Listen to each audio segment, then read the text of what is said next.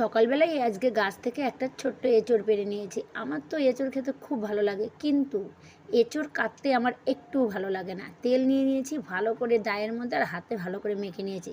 আর একটা পেপার কাগজ পেতে নিয়েছি যাতে আঠাটা ওর মধ্যে পড়ে। আর এঁচড়টা দেখো কত সুন্দর।